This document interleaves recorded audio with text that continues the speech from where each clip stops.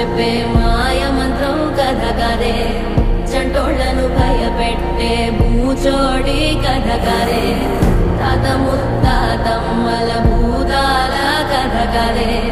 విక్రమాదిత్యుడు చెప్పిన వేదాళుడి కథ కదే దీపము నుండి బియ్యం వచ్చే అల్లావుద్దీన్ కథ కదే ఇది ముడత చర్మం ముసలి చెప్పే కథ లాంటి నిజమే